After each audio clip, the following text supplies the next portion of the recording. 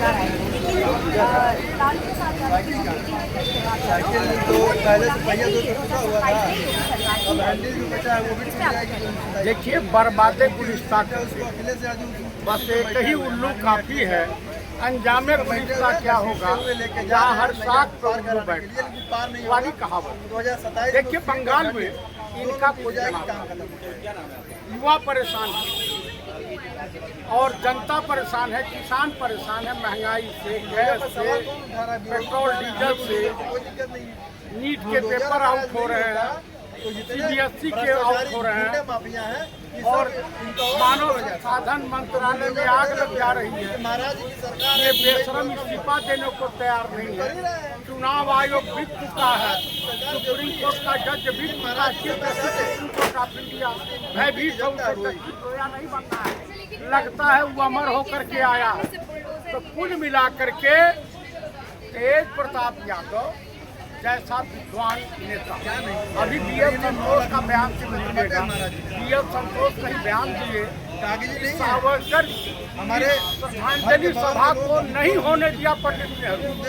अब गौर फरमाइए कि 1964 में पंडित नेहरू का देहांत होता और इनकी सरकार 1966 में अब आपको हम बता दें सावरकर का देहांत होता है। 2 साल बाद, 4 साल बाद वो आसमान से प्रकट हुए। भाई वो नॉन बायोलॉजिकल नहीं थे, वो तो बायोलॉजिकल थे। पूरी दुनिया लोहा मानती है। 2009 क्या है, ये कंपनी का जो इंटरव्यू लेने वाला था, पहले ही कह रहा है कि मुलायम सरकार का पास हो गया। मैं नहीं कहता हूँ, मतलब नरेंद्र मोदी के नकल से पास हुए हो, ये लैट्रिन रूम के अलावा कोई विकास हो सकता है। मतलब हमारी सरकार हॉस्पिटल में दवाएं नहीं मिल रही हैं।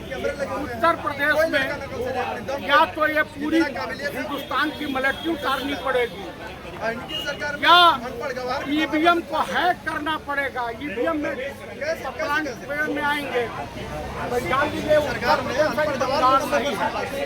कुल मिलाकर के मैं यही कहूँगा कि तरक्की की फसल हम भी काट लेते, थोड़े से तलवे अगर हम भी काट लेते, मेरे जेहन में जी हजूरी न था, इसके अलावा मेरा कोई कसूर नहीं।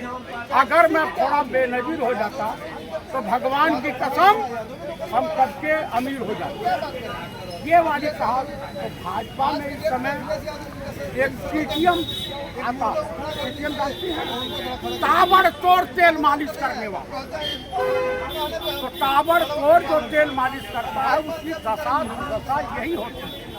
और इस प्रदेश की जनता वोट कौन देगा जी? कोई नौजवान वोट देने को तैयार है, छात्राएं वोट देने को तैयार है। Chief justice supreme court of India कह रहा है कि देश के युवा और छात्राएं काकरोच। कौन ऐसा माता पिता है जो अपने बच्चों का भविष्य अंधकार में ढकेलना चाहता है? आप मुझे बताइए, किसी को मोतियाबिंद की बीमारी का इलाज तो है, लेकिन मोतियाबिंद की बीमारी का इलाज नहीं है। सच की बीमारी का इलाज हो सकता है, उनको सेटिस्फाई किया जा सकता है, लेकिन अंधभक्ति की बीमारी का इलाज नहीं किया जा सकता। तो कुल मिलाकर के इस बार उत्तर प्रदेश की जनता नहीं, हिंदुस्तान की जनता याचना नहीं अवरण होगा, जीवन या जय मरण होगा, संघर्ष बड़ा भीषण होगा। वनशेष नाग का डोलेगा, विकराल काल मुंह खोलेगा। ये युद्ध ऐसा होगा फिर कभी नहीं जैसा होगा।